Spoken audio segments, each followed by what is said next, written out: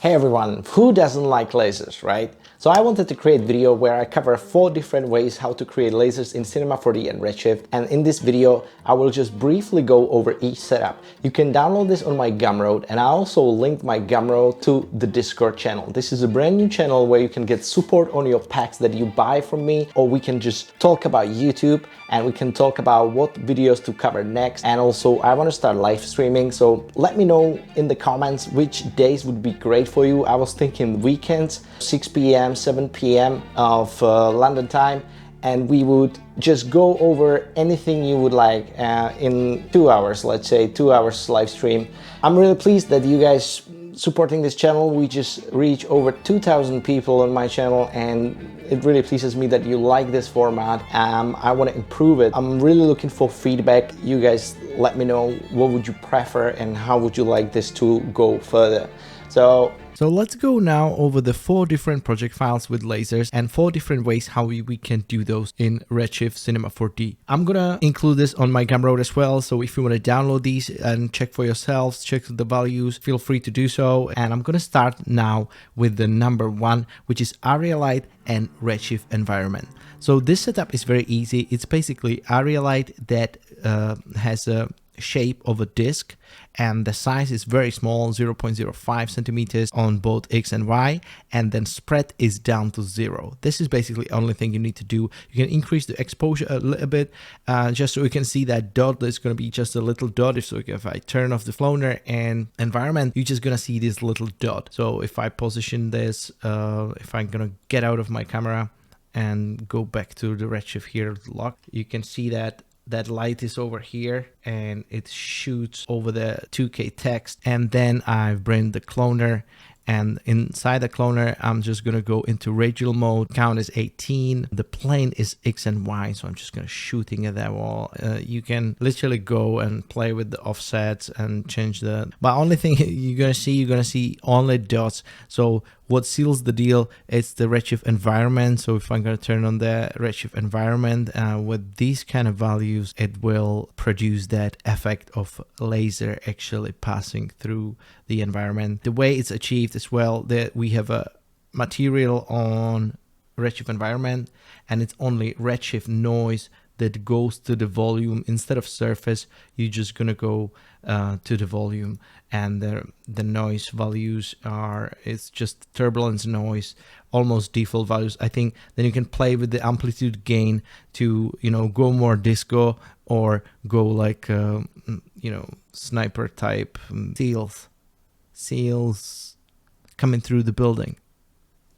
Anyway, let's go for the next setup. So the next setup is AO node. So you can have an AO node, ambient occlusion node. So that one is pretty simple.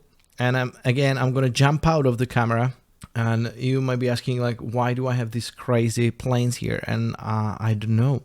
No, they definitely don't need to be that large. I'm just going to make them a little bit smaller. The reason why I have them here, I'm just going to go to basic and show X-ray. I have this 2 planes through our 2K text. And these planes have a Redshift object tag on them. And in that Redshift object tag, I have a turn off the primary ray visible and a cast shadows. So you need to turn these off. So if I would create a new one, you would essentially go plane, render tags, Redshift object, go to visibility, override, and turn off these 2. And then it won't be visible. We're gonna cast AO, and then you apply this material to it, and immediately you are good making lasers. That's it. Let's just go over that material in quick. So this material is basically Redshift AO node. So ambient occlusion into the ramp, and then from ramp you go to emission color. The values here, I think it's almost unchanged, and I changed some fall off values. And obviously the ramp is important because then you can dial how thick is going to be the laser. And with ambient occlusion, you can achieve really thin lasers, which is very useful when you do like a sleek product scan. You can achieve it with just like this kind of nice one plane.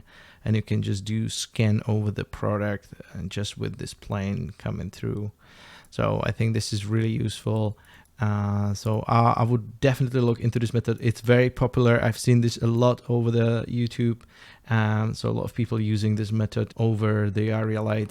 So the next one is texture projection, and that one is really useful because you can get some amazing results. So again, it's a area light, and into that area light, I think I have the area light into the square. Yeah. So rectangle and the same values X and Y. So it's a square type because I'm bringing texture that is a square too. I have a texture here, texture node where I basically loaded the image, the first image, and then go to animation and detect frames. I have a 293 frames. I can do mode like a loop, and if I go through the RAM coloring my texture, because my texture is in black and white. I have also this one for, I can dial the gamma and stuff like that. You don't have to do that, but I use the color correct. I was trying to use it to make it thinner, but I think that like the ramp was enough to dial it right. So I have something like this, and this texture I made in After Effects. So you can make any texture and then you can animate it on top of the object. So this laser looks cool as well. It's definitely one of the techniques that can be used to produce more advanced laser looking like 3D printer, where you have a pattern of a lasers just kind of shooting into the water, or anything you come across. You can use the texture in combination with area light and make it seem like a laser.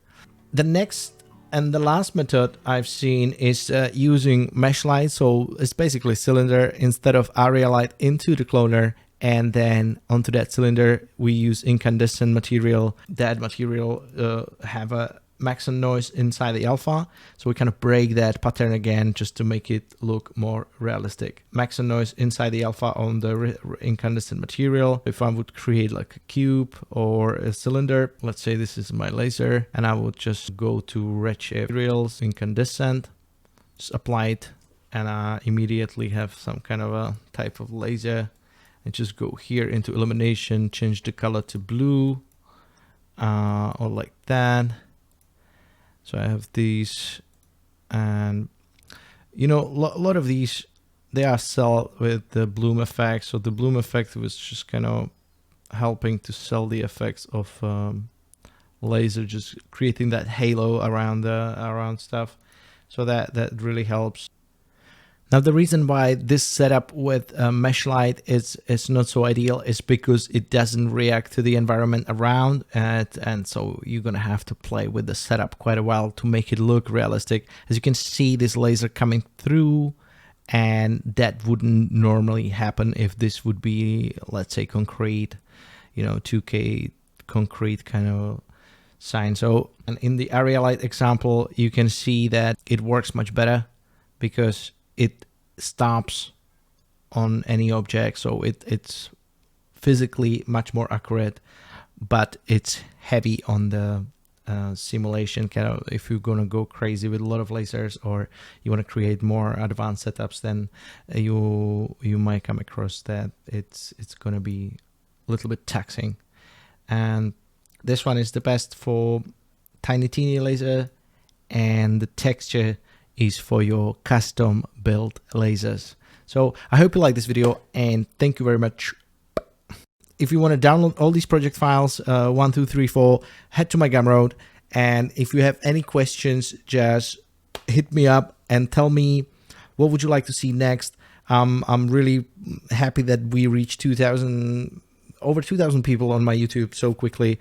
I'm definitely pleased about that, and I want to make this channel as good as possible and show better tutorials for you. So if you have any ideas how we can improve this and what would you like to see next, just feel free to text me. So see you later, guys, and see you in the next one.